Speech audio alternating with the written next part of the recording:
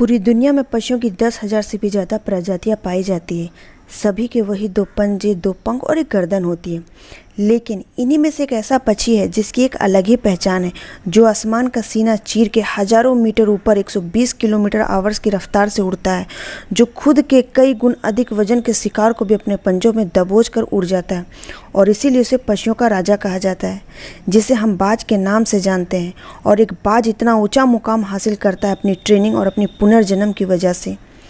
अगर आप भी इस दुनिया में एक मुकाम हासिल करना चाहते हैं तो एक बाज को बाज बनने का पूरा सफ़र आपको जानना बहुत ज़रूरी है, क्योंकि 25 से 30 की उम्र तक आने के बाद भी लोगों को रिस्क लेने से डर लगता है। लेकिन एक बाज की जीवन की शुरुआत ही रिस्क से होती है। जिस उम्र में बाकी पक्षियों के बच्चे सिर्फ ची ची करना सीखते हैं, उस उम्र में एक मादा बाज अपने बच्चों को पंजों में दबोचकर हज़ारों मीटर आसमान की ऊंचाइयों में उड़ जाती है। उसे ये बताने के लिए कि तेरा जन्म आसमान का सीना चीर के सबसे ऊपर उड़ने के लिए हुआ है, तेरा जन्म पक्षियों का बादशाह बनने के लिए हुआ है। ज़मीन से हज़ारों मीटर ऊपर ले जाकर मादा बाज अपने पंजों से उसे छोड़ देती है और यहीं से शुरू होती है उसकी हाई रिस्क ट्रेनिंग। वो चूज़ा ज़मीन की तरफ तेज़ी से गिरने लगता है, थोड़ा नीचे आता है तो उसके पंख खुलने लगते हैं। नीचे आते आते वो अपने पंख फड़फड़ाने लगता है, लेकिन अभी तक वो उड़ना नहीं सीखा। वो ज़मीन से कुछ ही दूरी होता है और ऐसा लगता है कि कुछ ही सेकंड में उसका जीवन समाप्त हो जाएगा। लेकिन अचानक एक पंजा उसे अपने गिरफ्त में लेता है और वापस आसमान में उड़ जाता है। वो पंजा होता है उसकी माँ का, जो उसके पीछे उड़ रही थी।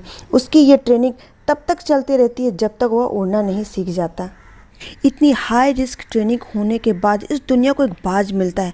बारिश के वक्त जब सारे पक्षी आश्रय की तलाश करते हैं, तब यही बाज उसी बारिश में आसमान को चीरते हुए ऊपर निकल जाता है और बादल से कहता है, तू बरस ले, कितना बरसेगा, और फिर नीचे आकर चैलेंज करता है। एक बाज की उम्र लगभग 70 साल की होती है। जब वह 40 का होता है तब एक परेशानी उसकी ज़िंदगी में मौत बनकर आती है, जो आपकी परेशानियों की तुलना में बहुत बड़ी होती है, क्योंकि 40 साल की उम्र में बाज की चोंच इतनी मुड़ जाती है कि उसे शिकार निकलने में बहुत परेशानी होती है। उसके पंख भारी हो जाते हैं, छाती से चिपकने लगते हैं, जिससे उड़ना बहुत मुश्किल हो जाता है। उसके पंजे लंबे और लचीले हो जाते हैं, जिससे वो शिकार को सही से नहीं पकड़ पाता। अब उस बाज के पास सिर्फ 3 रास्ते होते हैं। पहला, वो अपने शरीर त्याग सकता है। दूसरा, गीत की तरह छोड़े हुए भोजन पर निर्भर हो जाए। तीसरा, सबसे कठिन और पीड़ादायक रास्ता, अपने आप को पुनः स्थापित कर फिर से आसमान का सीना चीर कर उड़ने का। और वो इसी तीसरे रास्ते को चुनता है और अपने पास के सबसे ऊंची चोटी पे पहुंच जाता है। वहाँ पर अपना घोंसला बनाता है और फिर शुरू होता है परेशानियों को जड़ से उखाड़कर आसमान में उड़ने का सफ़र।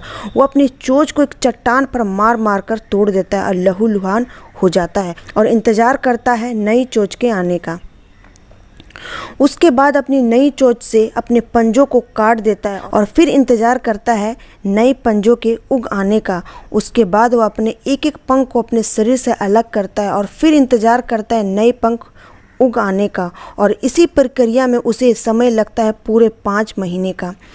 इन 5 महीनों की कड़ी तपस्या से एक बाज का पुनर्जन्म होता है। वो फिर से तैयार हो जाता है आसमान का सीना चीर कर उड़ने के लिए। जो 3 रास्ते बाज के पास थे, वही 3 रास्ते आपके पास होते हैं।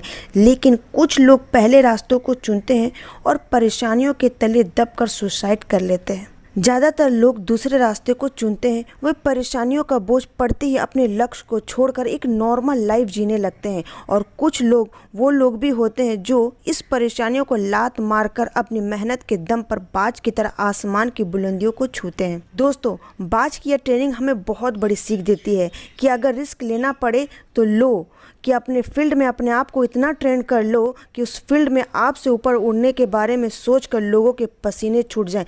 तभी आप अपने फील्ड के बादशाह कहलाओगे।